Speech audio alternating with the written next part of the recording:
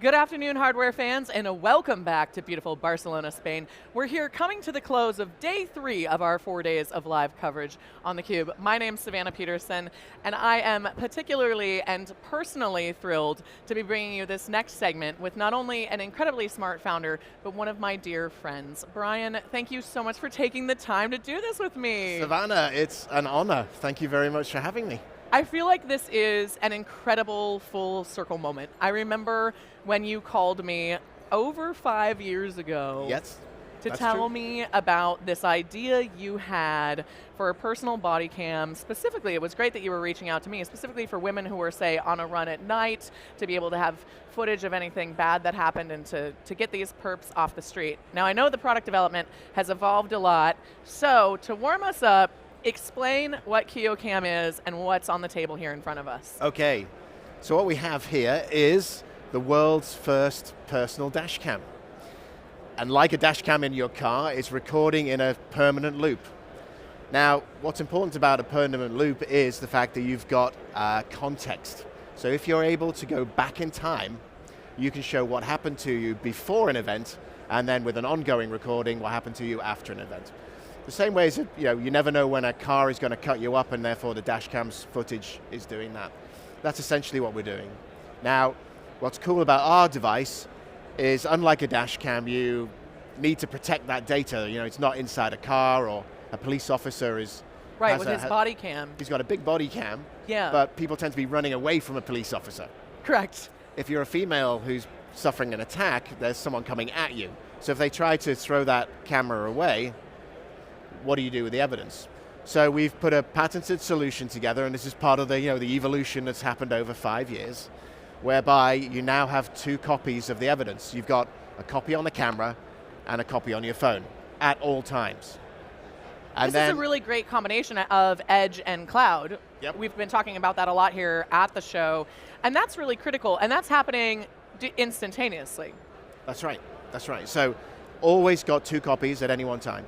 Then, if you're feeling insecure or you want to trigger an incident, the smartphone sends that data up to the cloud, and then you've got a 3rd copy, which is safe, cannot be deleted for 72 hours, and the camera cannot be turned off either. So you have to physically break the camera because the power button has been locked down, the mobile app has been locked down, so you have to put in your secure codes in order to stop the incident and stop the camera recording and going back into what we call eyes on mode, which is just that regular loop recording. So we've tried to cover as many bases as we can. Well, and that really matters, because if someone is unfortunately attacking someone or something's going on there, you basically need to have a panic room or a safe room for that data, for that video, for the images that the device picked up. I can imagine that's been a really interesting challenge. When you proposed this idea to me, I will admit. Here we go. Yeah. You knew this was coming. I will admit that when you proposed this idea to me, I was skeptical of the ability, not your personal ability, the ability of anyone, the availability, I should say, of components at a price that was going to be consumer friendly and also stick on. And if you notice, I'm wearing mine right now, and I've had it on all day. I put it on at the restaurant when you showed me originally. I am very impressed with the stability. You've clearly done a lot of testing. Some of the early reference designs you sent me, I remember, were quite big and chunky and unique, but as is every hardware MVP. We started as well with a 2-piece design as well. I remember that little ditty. You quickly finished. Told me that wasn't a good idea. But yeah, it's been an evolution for sure. And like anything, you've got to try stuff out, and working with various partners to see what's going to work, what isn't going to work. We're very fortunate to work with, and again, friends of yours, SmartCom. They've been an amazing partner for us for the cloud and the app side, and with all the tracking elements and so on, because of course, not only are we sending video footage, but we're sending the GPS location and that kind of data up to the cloud as well. I mean, this is an absolute game changer for personal safety. Not just, obviously it's sensitive, and I bring up the example of me as a woman who loves to run and does occasionally do that in the wee hours of the morning when it's very dark and less safe sometimes than, say, the middle of the day. However, there's a lot of industrial applications. I can see worker safety. Yep. What are who are you trying to reach with this product? One of the beauties of coming to Mobile World Congress is the ability to meet people from the industry, trade, all sorts of different walks of life. I was just chatting to a gentleman from Saudi Arabia. He was talking very much along the lines you're suggesting, which is, well, we have security guards going through these huge shopping malls, but do we need necessarily like super professional solutions, or would you just need something that's easy to wear, simple to use? They all have smartphones which are through the company and things like that. So he was interested to go that way. We started out with female runners in mind because there's a clear need there, and we'd like, that's definitely something that I want to make happen. And then women's safety in general, minority groups in society, of course, and of course there's an enterprise. Now the enterprise question is usually come down to battery life. Right, and this is a very small form factor, as I'm sure people can see. What is the battery life now? Do you think there's a possibility to make a more bulky version for that longer battery life? Talk to me about that. Yeah. So currently, we've got a slim form factor of around about 12 mil. It's quite small. And that's the magnet sort of fits on the back through clothing, as you know. So really, what we're looking at is we're kind of looking at a Keocam Pro, which will be that bit thicker. And the rest of the space is just taken up with battery. So we're going from a 3-hour battery life to probably something like closer to 7 to 8 hours. A proper work day, which makes a lot of sense. Now, I know when one of the things that I really respect about your founder journey is you've been incredibly vigilant about not only picking your partners like Smartcom with the cloud, but you've also had to do a lot of work on the hardware side and picking the right partners and building out your team. Yep. You were not satisfied with what you were able to find in the beginning, and you actually went and sourced your brain power and a lot of great things from Bangladesh. Tell me a little bit about that journey. Yeah, multiple partners we've spoken to, and as you know, I'm based in Hong Kong, right? It was just over the road from Shenzhen. You would think everything you need is going to be there. Right. That's why I pointed out. I mean, you're kind of in the epicenter of the supply chain. You are the supply chain essentially at that point. So what was so unique about Bangladesh? How did you find the team, and how did this all come together? Well, I think it ultimately came down to just getting out there and talking to people, not being afraid to keep it quiet and to yourself, asking around. Do you know anybody who's got a great, good developers? How do we find the right people? It doesn't look like I'm able to get what I want from Shenzhen, because they tended to be stuck in their ways. They were thinking about sports cameras, and the sports cameras do a fabulous job. I was wondering what the relation between like a GoPro, for example, and this journey. I would imagine they wanted to shove you into that form factor as well. Right, but then the power efficiency is so much worse because you're doing 4K video and all this kind of stuff. We don't need that for our application. We need as low power as possible so you can keep it slim and keep the battery life at a reasonable level. So we found that we couldn't find the partners who were willing to really just get into the weeds of it and find the right components and start from scratch. I was introduced to our partner business in Bangladesh, and they were the complete opposite. They were like, hey, let's have a look at it. We can't make any promises because we simply don't know, but we're going to have a look.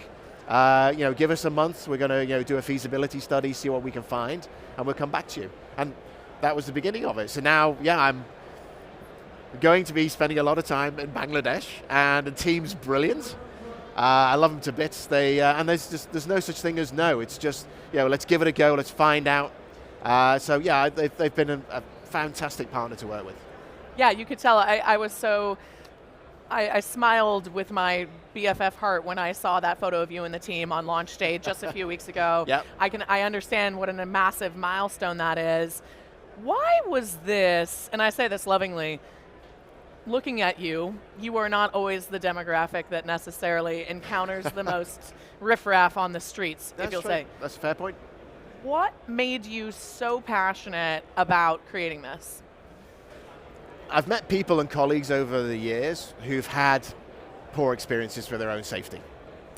And that's left an impression with me. I've also worked at Timex, and we were looking at running watches and that kind of thing, and the issue of women's safety came up just in the background then as to women aren't safe, and is there anything we can do with a GPS watch and that kind of thing.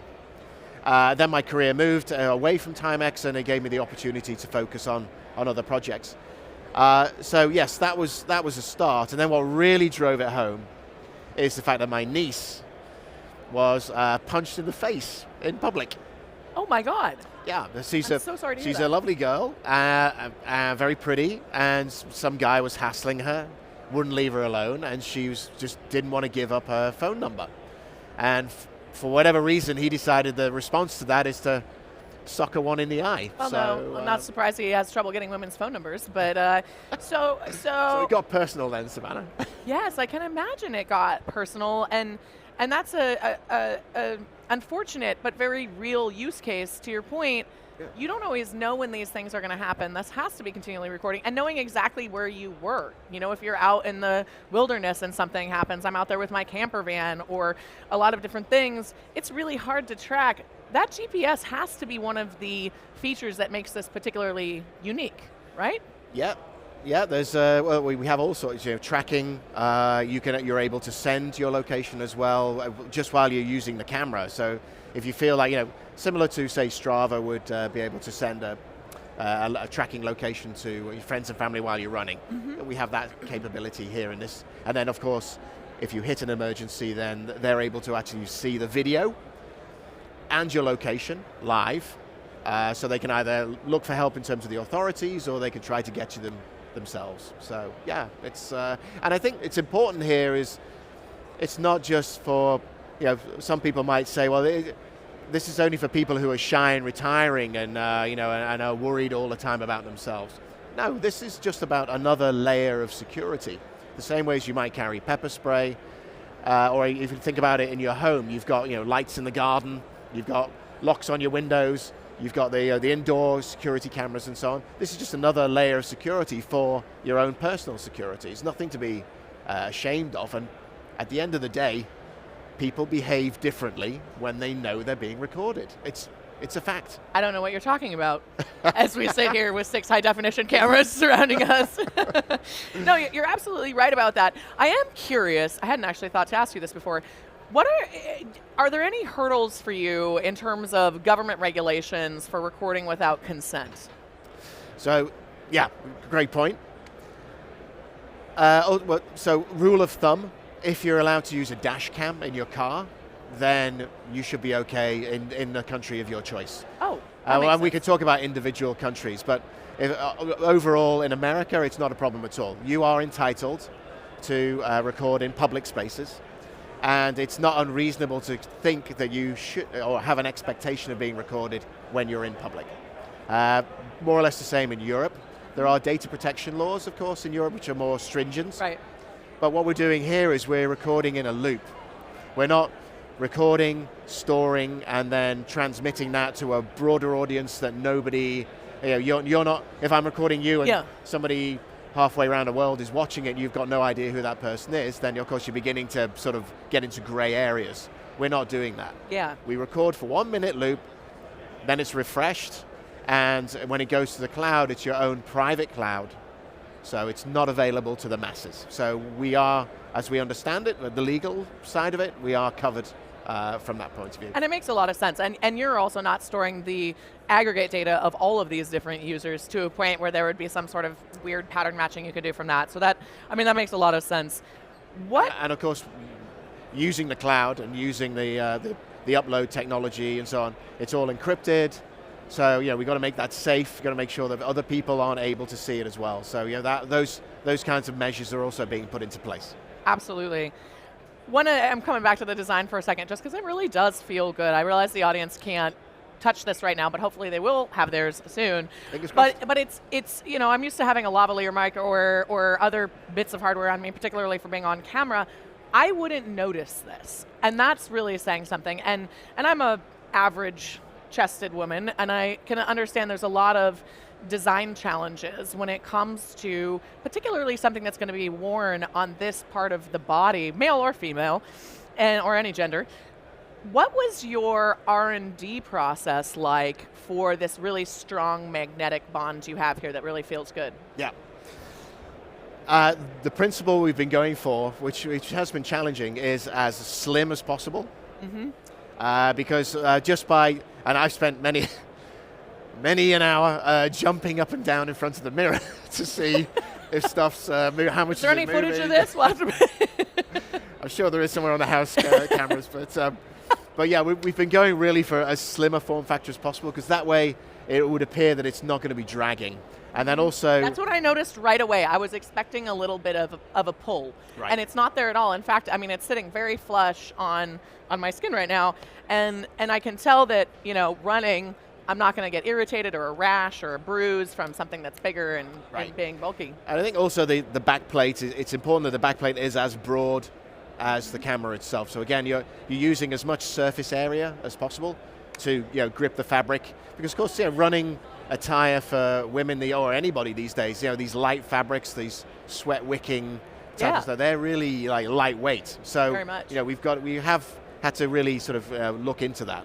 Now, you know, it is a bit boxy, you know, Generation 1, and we do have some great design resource that we're looking into. So come the final product in November, we're gonna be refining these things, and of course taking feedback from our beta users. Hi, hello. I'll be reporting. You know, I'll give you my feedback. I've given you a lot of feedback on this product over the last 5 years. What does it feel like for you to finally be able to share this with the world?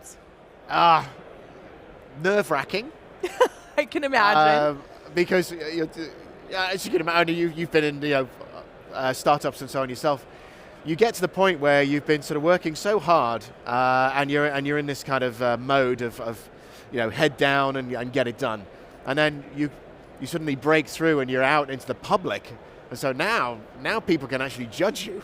They can say, "This is a silly idea," or "Oh, isn't that great?" You know. So yes, it's been nerve-wracking, but the response here at Mobile World Congress has been really good. That's what I was just going to ask. Tell me what you've been hearing. What's the hallway conversations when people first see it? Yeah, no, we've been delighted. People have been very complimentary. I say we've had a lot of, this tends to be a more technical show than a consumer show, so obviously the feedback has been about, oh, well, it would be great if you could do us an industrial version. So, you know, that's definitely now on the cards. And we won one of the awards. I don't know if we've entered a couple of awards. We got some notification we won one. So what was the award that you won? Techlicious Award for innovation. And wow. We entered the wearable category as well for another award. I don't know how that went. Well, We've got our fingers crossed. Maybe we'll find out tomorrow. Got our fingers crossed for you. When you think about this product, do you think it's going to be able to truly protect your niece and help the family as your family grows as well? I think so. Yeah. So I've got a daughter, of course, Maya. So hello, Maya. She's 10 years old. I got a son as well, Alex. Yes. So yeah, I hope so. We have a thing on the website which is the unnerving power of a flashing light. Now, when the camera's working, it has these green lights that are, you know, alternating, and it does have that kind of unnerving quality because you immediately then associate that with, you know, something recording. Right. And that's really what we're out to do, and again, our intention is not to have somebody wear this, you know, 24 hours a day. It's there for if you're on the last train home and there's you and a couple of other people in the car. You know, and you're feeling a little, you know, oh, this isn't the best of situations, or you're running late at night, you're walking a dog in a park, you know, and it's quiet around you. It's these kinds of situations where you just want that extra layer of security around you, yeah. And these aren't situations where you're expecting to be interacting with lots of people and so on. So. Yeah, no, it absolutely makes a lot of sense. How can people find out more? Where will they be able to order this? Thank you for the plug opportunity. So Keocam.com, Keocam.com. Keo stands for keeping eyes on, by the way, which is what we're building the technology to do. Have that eye in the background always watching. So yeah, on there is a contact form. So if you're interested in finding out anything about us, please leave a message and we'll get back to you. We just almost sounded like an old answering machine right there. All right, last question for you, Brian. Yep. When we're back at the show next year, yep, in 2026, What do you hope to be able to say then that you can't yet say today? Ooh, well, I mean, of course, I would hope to say that we've sold our first 100,000 units. We're in market. We've successfully launched in multiple markets around the world, not just the obvious ones like United States and parts of Europe. And yeah, I think what would be nice is if we're beginning to get the message out there to see that there are better ways of going about helping public safety. So, fingers crossed. Absolutely. So far, it's looking positive. I hope we can continue the momentum. Yeah, definitely. I can see a very bright future for you, I appreciate Brian, it. Thank you. And for all the support over the years. So. Hey, you know it's always going to come from this gal with you. I got to say, really, truly, congratulations on the launch. Thank you. Hats off to your perseverance, especially in the face of feedback from someone as spicy as me sometimes. And quite frankly, as someone lucky to call you a friend, I am so proud of you. Thank you. That means a lot. Thank you very much. Yes, thank you so much for coming to hang out with us too. Yeah, it's been I know fun. It's a busy week for you, so Yes, this yes. has been absolutely great. I hope all of you have had as much fun watching this fabulous segment, and go check out Keocam at keocam.com. We're here in Barcelona, Spain, at the end of day 3 of 4 days of live coverage. You're watching theCUBE, the leading source for enterprise tech news.